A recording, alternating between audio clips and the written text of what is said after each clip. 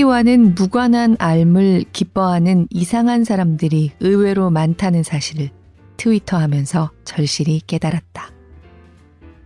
이런 책을 내도 적어도 그분들은 사줄 거라는 근거 없는 믿음 또한 가지고 있다.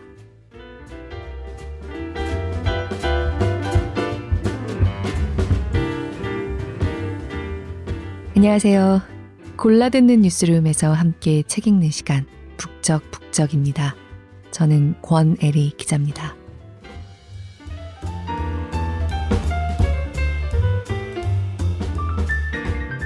어떻게 지내고 계신가요? 저는 최근에 제게 신박한 능력이 있다는 걸 깨달았습니다. 기상청보다 정확한 할머니 무릎처럼 미세먼지나 황사가 몰려올 것 같으면 미리 목이 잠깁니다. 진짜예요. 미세먼지 측정기로 서울시청 옥상에 취직도 가능하겠다. 그런 생각까지 들었는데요. 먼지 측정기 꿈나무로서의 자질이 있는 건 감사한데 목을 많이 쓰는 일을 하면서 자꾸 잠기니까 요새 사실 북적북적에서만 하는 얘기지만 정말 스트레스가 크기도 하고요.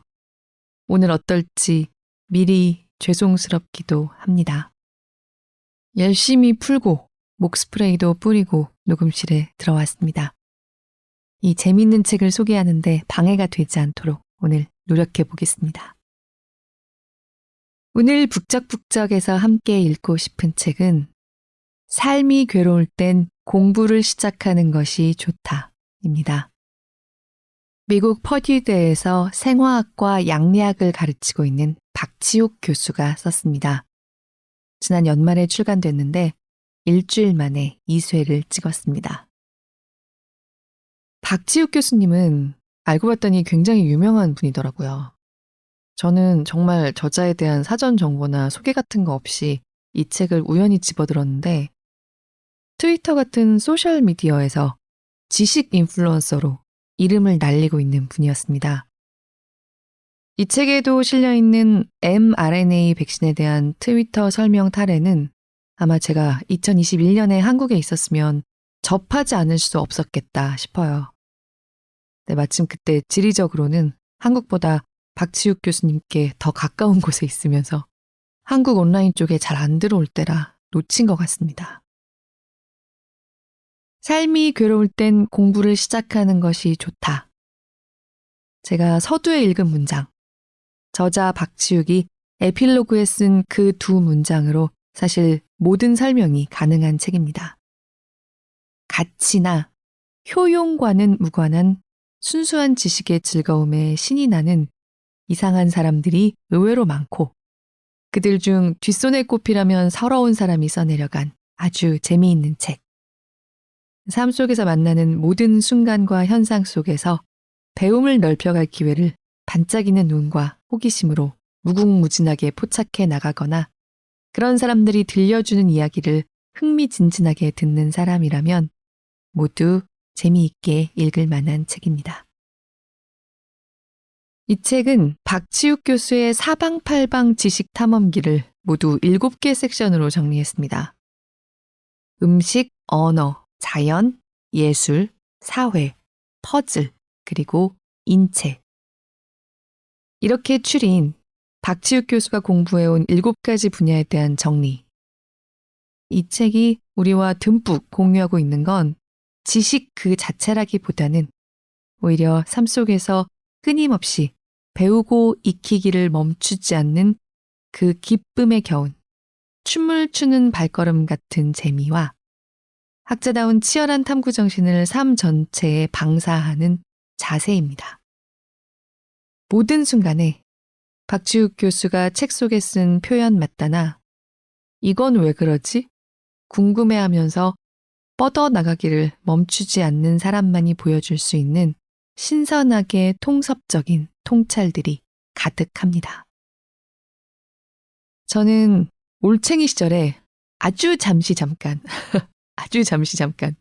공부를 오래 하는 사람들은 통섭적인 사고를 잘 못하는 것 같아라는 말도 안 되는 편견이 생길 뻔했던 적도 있습니다. 하지만 사실 삶이 괴로울 땐 공부를 시작하는 박지욱 교수님처럼 학자로서 별이고 별인 탐구 정신, 실험 정신을 이렇게 삶 전체에 방사하면서 새로운 공기를 만들어내는 사람들이 많죠. 이 책에서 박지욱 교수가 언급하고 있는 엑스레이를 발견한 렌트겐이나 페니실린을 발명한 플레밍도 바로 자신이 자신의 분야에서 이미 알고 배운 것에만 머물러 있지 않고 그야말로 삶 곳곳에서 공부를 하는 마음, 호기심을 잃지 않았던 사람들입니다.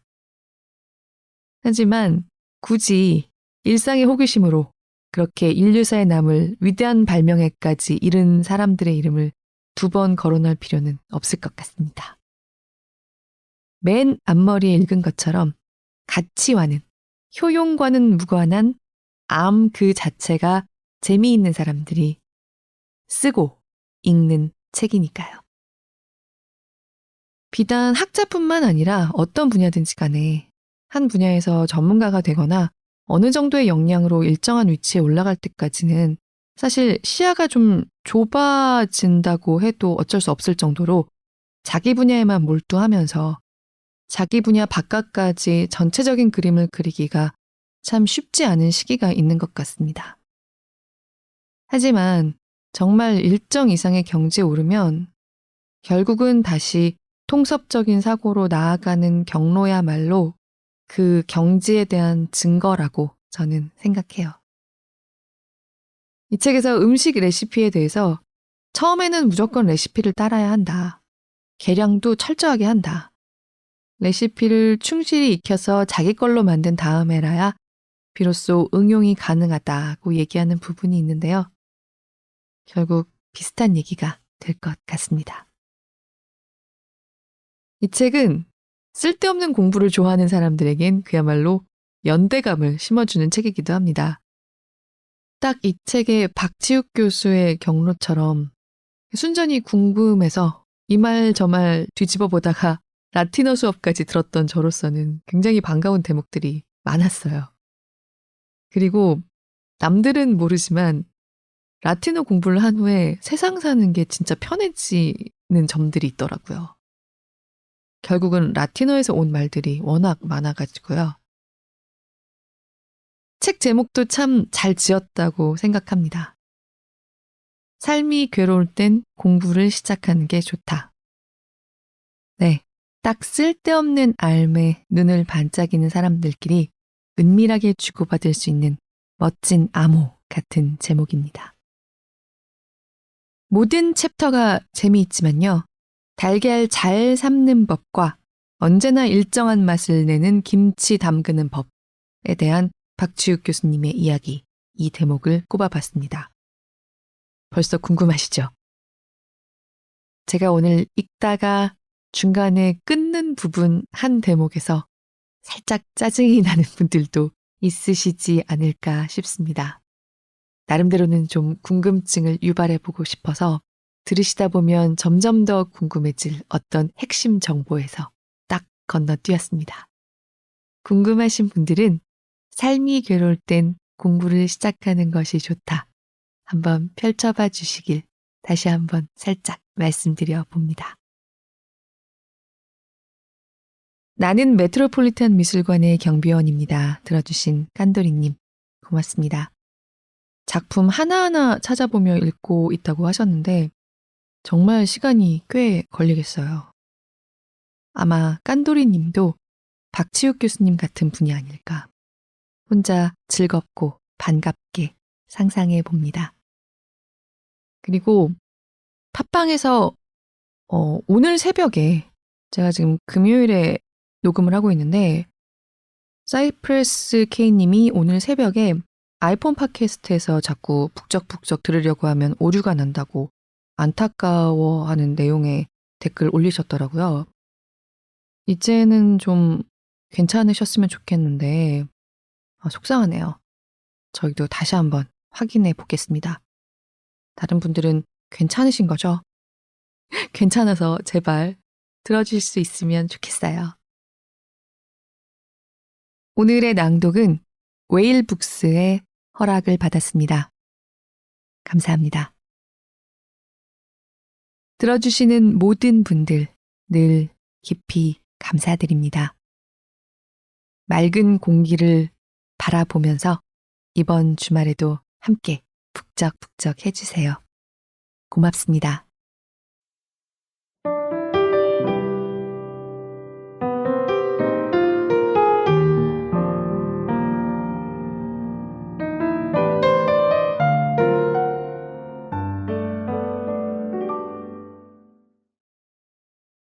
계란을 삶는 가장 완벽한 방법을 찾아서. 생각지 못했던 변수라고 하니 계란 삶기가 떠오른다. 삶은 계란은 그냥 먹어도 맛있고 장조림으로 만들어도 맛있는데 계란 삶는 게 생각보다 간단하지가 않다. 일반적으로 쓰는 방법은 이렇다. 물 붓고 계란 넣고 가열하다가 끓기 시작하면 불을 줄여 10분쯤 더 익혀서 찬물에 넣고 식힌다. 아마 많은 사람이 이렇게 삶을 것이다. 나도 그랬다. 문제는 껍질을 깔 때 생긴다. 어떨 때는 잘 까지는데 어떨 때는 정말 욕 나오게 안 까진다. 억지로 조각조각 뜯어내듯이 까다 보면 계란이 완전 너덜너덜해진다. 무엇보다 이렇게 될 때도 있고 안 될 때도 있으면 나같이 재현성이 중요한 사람은 멘탈이 바스러진다. 도저히 참을 수가 없다. 도대체 왜 어떨 때는 잘 되고 어떨 때는 안 된단 말이냐. 숨겨진 변수 때문이다. 똑같이 했다고 생각하지만 뭔가 달랐기 때문이다. 그 뭔가가 무엇인지 찾아야 했다. 물의 양일까? 냄비의 크기? 불의 색이? 계란의 개수? 식히는 방식? 생각할 수 있는 변수는 다 생각해서 일정하게 만들어 재현성이 있는지 확인해야 한다. 재현성이 확보되면 다시 그 변수 값을 하나하나 바꾸어 가면서 어떤 망할 놈의 변수가 계란 껍질을 안 까지게 만드는지 찾아내야 한다. 또 그 변수가 더 이상 중요하게 작용하지 않도록 하는 방법을 발견해야 한다. 즉, 그 변수가 어떤 값을 가지든 항상 껍질이 잘 까지게 하는 결코 실패하지 않는 궁극의 방법 말이다. 실험하기 전에 우선은 충분히 찾아서 읽어야 한다. 대학원 때의 교수님들이 흔히 하는 조언 중 도서관에서의 하루로 실험실에서의 일주일을 번다라는 것이 있다. 요새는 도서관에 가지 않고 인터넷으로 거의 모든 논문을 볼 수 있지만 그때는 도서관 가서 종이에 인쇄된 논문을 뒤져야 했다. 실험하기 전에 논문을 충분히 찾아 읽으면 누군가 이미 해놓은 연구의 결과를 발견하여 굳이 내가 실험을 하지 않고도 그 답을 알 수 있는 경우가 종종 있기 때문에 나온 말이다. 그래서 계란 삶는 법에 대해 찾아 읽기 시작했다. 물에 소금과 식초를 조금씩 넣으면 도움이 된다는 글을 읽고 따라해봤다. 확실히 도움이 된다. 그런데 실패하지 않는 궁극의 방법은 아니었다. 역시 될 때도 있고 안 될 때도 있다. 그러니 그 숨은 변수가 뭔지는 여전히 알 수 없었다. 그러던 어느 날 계란을 삶는 최선의 방법은 삶는 게 아니라 찌는 거라는 글을 읽었다. 당장 시도해봤다. 냄비에 자작하게 물을 넣은 후 위에 찐판을 얹고 물이 끓기 시작하면 계란을 넣어 12분간 찐다. 꺼내서 찬물에 식힌 후 까보니 아주 잘 까진다. 그 뒤로 몇 차례에 걸쳐 반복했는데 할 때마다 성공이다. 이런 숨은 변수가 뭔지 알아내기도 전에 실패하지 않는 궁극의 방법을 찾은 것일까? 하는 김에 12분만 하지 않고 6분부터 16분까지 2분 간격으로 쪄서 노른자가 얼마나 익었는지 관찰하고 사진으로도 남겼다. 다음 페이지의 사진이다.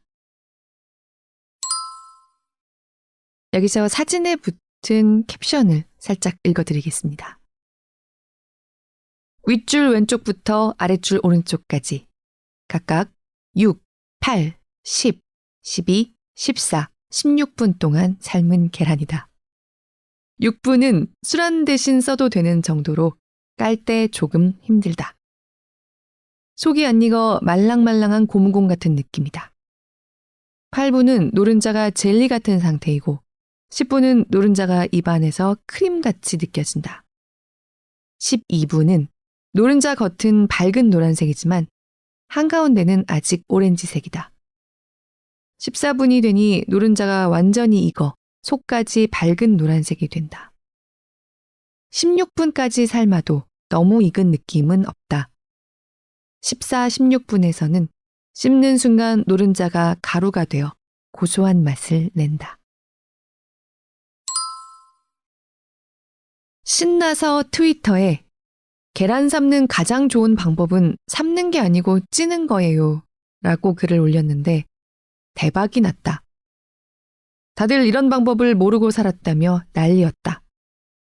그렇게 트윗이 널리 퍼지면 정말 많은 분이 보고 의견을 주시는데 세상에나 그동안 인터넷을 뒤져보던 수고가 무색하게 유용한 정보가 쏟아져 들어오는 것이다. 가장 많은 분이 알려주신 정보는 계란찜기 팔아요 였다. 난 지금까지 뭘 한 걸까? 그 뒤로도 트위터를 비롯해 여러 곳에서 얻은 정보를 바탕으로 다양한 방법을 시도했다. 그러다 보니 무려 4년간 트위터에 최초에 올린 트윗에 이어서 계속 실험 내용을 정리해 올리게 되었다.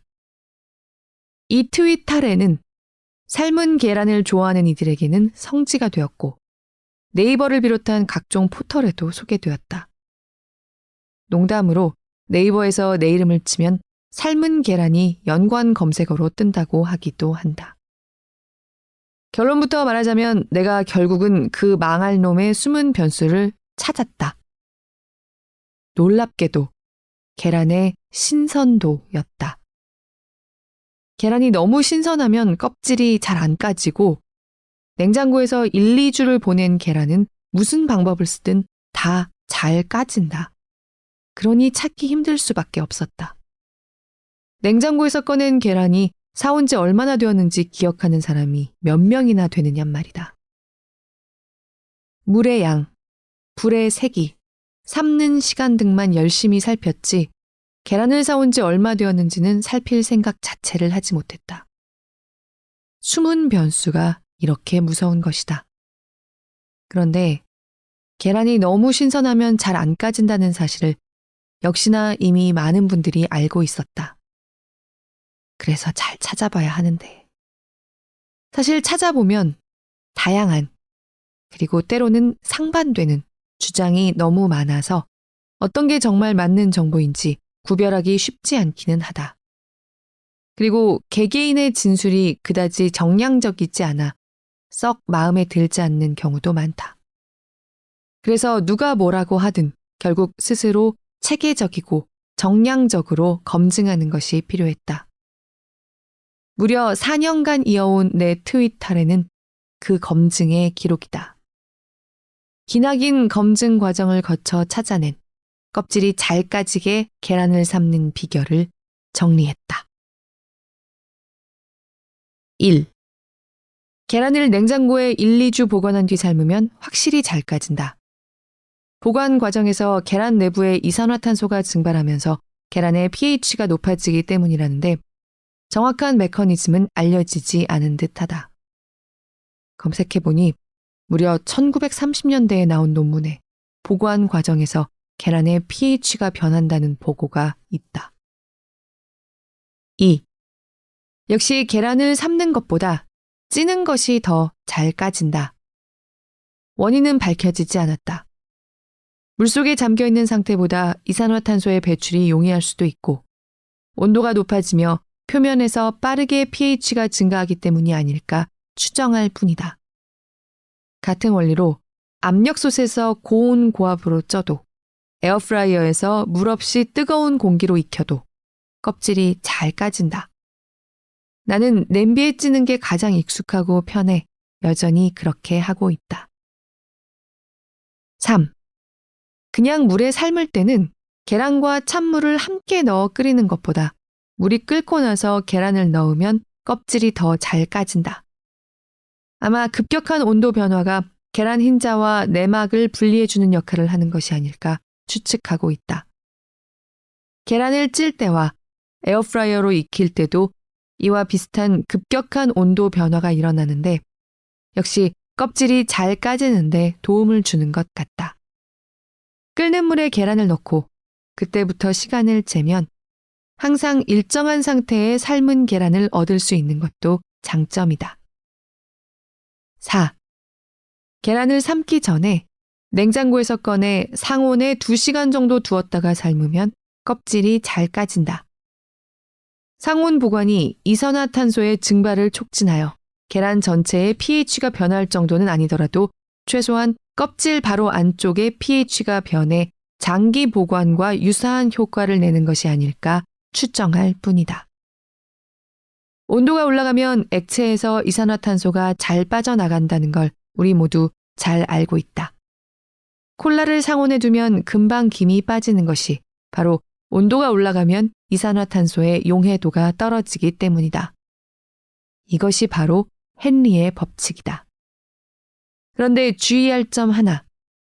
세척한 뒤에 유통되는 계란을 상온에 오래 보관하면 살모넬라균이 증식할 수 있다.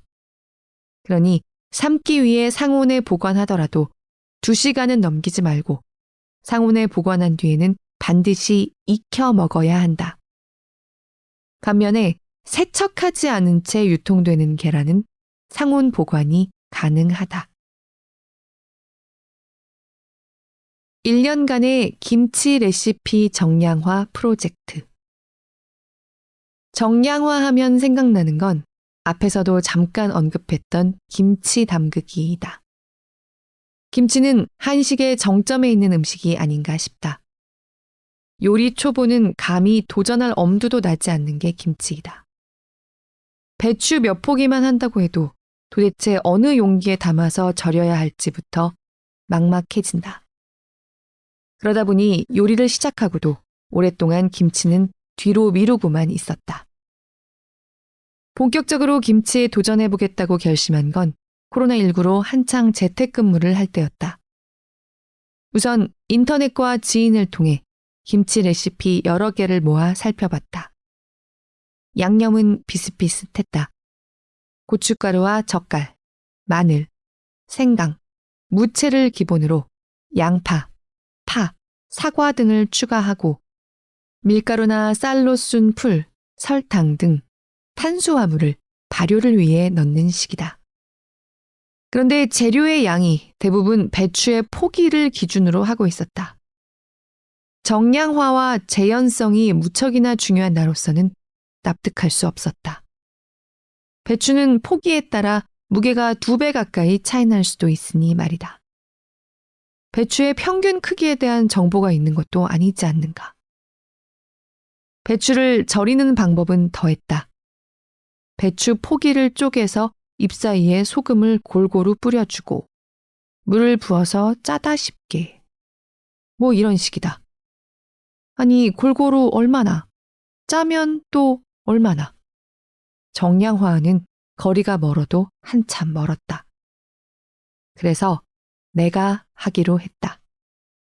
이름하여 김치 레시피 정량화 작업. 트위터에 일단 선언했다. 제가 김치 레시피를 한번 정량화 해보겠습니다. 라고. 몇몇 분이 성공하면 꼭 알려달라고 응원을 보내주셨다.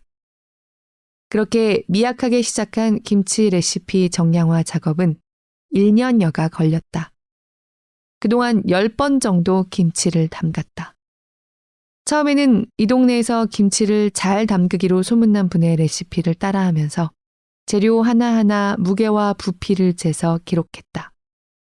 김치를 담근 다음에는 아내와 맛보고 다음에 무엇을 어떻게 바꿀지 의논하며 이 내용 역시 다 기록했다. 5번쯤 담그고 나니 이웃들에게 맛있다는 소리를 듣기 시작했다. 원본 레시피의 주인도 맛을 보고 자기 김치와는 분명 다른데 깔끔하고 시원한 맛이 일품이라고 인정해 주었다. 그렇게 레시피를 완성하고는 그대로 반복해서 담가 맛이 일정하게 나는지 확인했다. 일정했다. 김치 레시피 정량화 작업 완성. 트위터에 최종 결과를 공개했다. 반응은 상상 이상으로 뜨거웠다. 트윗에 적힌 레시피만으로 김치가 실제로 맛있는지 아닌지 알 수는 없겠지만 다들 내가 정말 1년 동안 정량화 작업을 했다는 사실에 놀라는 것이었다. 김치 레시피 정량화 작업의 목적은 맛있는 김치 레시피를 만든다기보다 누가 따라해도 일정한 김치 맛을 낼 수 있는 정량화된 레시피를 만드는 것이었다. 레시피 정량화의 기준은 배추 무게로 정했다. 기존 레시피는 포기 단위로 되어 있는 경우가 많은데 배추 포기마다 무게 차이가 상당하기에 정량화의 단위로는 부적절했다. 결국 재료의 양을 모두 배추 1kg을 기준으로 결정했다.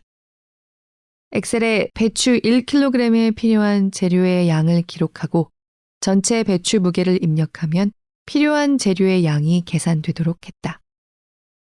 하지만 이렇게 재료의 양을 정량화해도 철이나 산지에 따라 배추나 무의 맛이 달라지면서 발생하는 김치 맛의 차이는 어쩔 수 없었다. 그리고 김치 담그는데 핵심 변수 중 하나인 배추 절이는 시간은 결국 정량화하지 못했다. 배추를 절인다는 것은 소금물을 이용해 배추에 짠맛은 넣어주고 수분은 빼는 과정이다.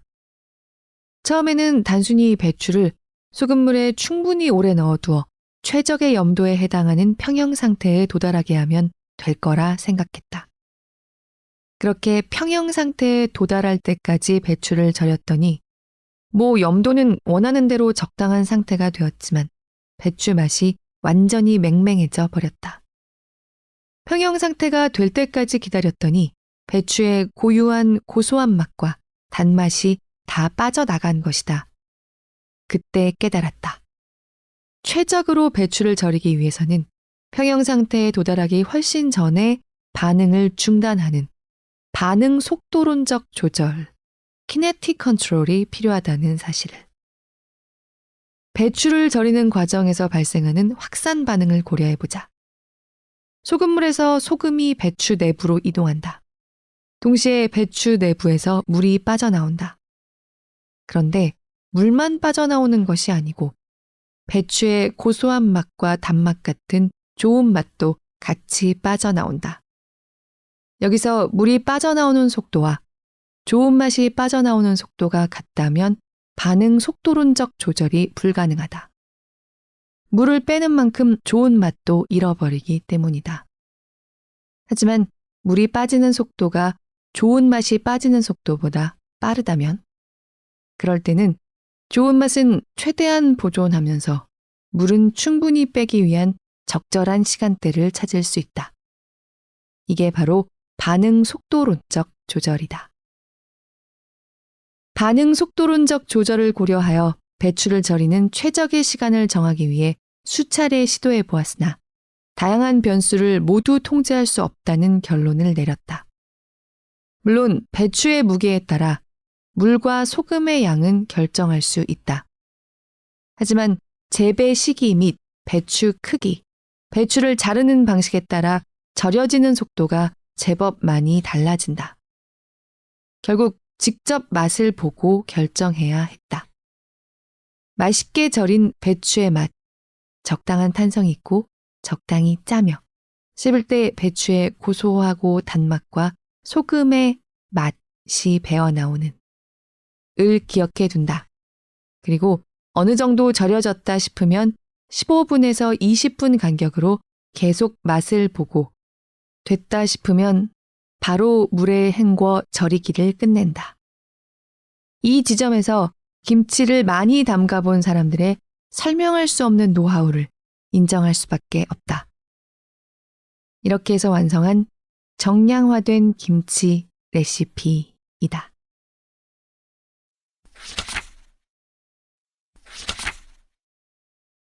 지금도 이 레시피로 김치를 담그고 있다. 역시 매번 일정한 맛이 난다. 절이는 건 여전히 쉽지 않다. 하지만 경험이 쌓이면서 점점 더 일정해지는 듯하다. 내 레시피로 따라해보고 성공했다고 소식을 전해오는 분들도 종종 있다. 내가 과학자로 살면서 발표한 어느 연구 논문 못지않게 자랑스러운 성과이다. 결과가 맛있는 공부. 요즘에는 배추김치보다 깍두기를 더 즐겨 담근다. 어느 날 김치를 담그고 양념이 약간 남아 무를 넓적하게 잘라서 절이지도 않고 버무려 두었는데 다음날 맛보니 의외로 맛있었다. 따로 절이지 않았으니 젓갈에서만 염분이 나온 것인데 그렇게 짜지 않으면서도 감칠맛이 훌륭했다. 그래서 아예 작정하고 내 방식의 깍두기를 담가봤다. 레시피는 김치 레시피에서 쪽파와 무채만 빼고 나머지는 똑같다. 역시 무의 무게를 재서 필요한 만큼 양념을 만들고 버무려 완성한다. 상온에서 하루나 이틀 정도 보관하면서 아침 저녁으로 맛을 보아 무에 간이 배었다 싶으면 김치 냉장고에 넣는다. 절일 필요가 없어서 배추김치에 비해 너무 쉽게 뚝딱 만들 수 있다. 이웃들에게도 나눠주곤 하는데 레시피 달라는 분이 여럿이다. 지난 여름에 한국에서 부모님이 오셨는데 어머니가 내가 깍두기 만드는 걸 보고 절이지 않고 하냐며 영 못 믿어워 하셨다. 그런데 막상 결과를 맛보고는 무척 신기해하며 한국에 돌아가 절이지 않고 담근 깍두기 사진을 보내주셨다. 깍두기를 이렇게 담그면 무에서 물이 나와 깍두기 국물이 제법 생기는데 숟가락으로 막 떠먹을 만큼 맛이 좋다. 이 국물로 뭘 할 수 있을까 궁리하다가 기발한 아이디어가 떠올랐다. 바로 무말랭이를 이 깍두기 국물에 버무리는 것이다. 무에서 나온 물을 다시 무에 집어넣는 듣도 보도 못한 조리법인데 이렇게 만든 무말랭이가 또 맛이 기가 막히게 좋다. 어머니도 맛보고는 눈이 동그래졌다. 결국 요리 경력 50년이 넘는 어머니께 깍두기와 무말랭이로 인정받았다. 그동안 만들어본 음식이 몇 가지나 될까? 정확하게는 모르지만 100가지는 거뜬히 넘을 것 같다. 다만 그중에 꾸준히 만드는 음식은 몇 가지 되지 않는다. 요리 좋아하는 분들이 많이들 하는 이야기이다. 시도해본 음식은 많은데 남는 음식은 얼마 되지 않는다고. 가족들이 그다지 즐기지 않아서일 수도 있고 만들기가 번거롭거나 재료 구하기가 쉽지 않아서일 수도 있다. 지금도 꾸준히 만들고 손님 접대에도 사용하는 메뉴를 생각해보면 다 쉽게 구할 수 있는 재료로 만들었지만 누구나 즐길 수 있는 무난한 것들이다. 겨우 몇 가지를 건지기 위해 그 많은 음식을 만들었나 싶기도 하지만 음식들을 하나하나 만들었던 경험은 참으로 소중하다. 다양한 조리법과 여러 가지 재료의 특성을 익힐 수 있었다. 여러 문화권의 다양한 음식을 배우고 만들며 맛의 상상력을 마음껏 발휘해 볼 수도 있었다. 이 모든 경험을 바탕으로 최상의 상태로 식빵을 굽고 최상의 상태로 계란을 익혀 너무도 수수하지만 매일 먹어도 맛있는 아침 식사를 만든다. 이렇게 가치 있는 배움이 있을까? 배워서 먹을 게, 그것도 맛있는 먹을 게 나왔으니 말이다.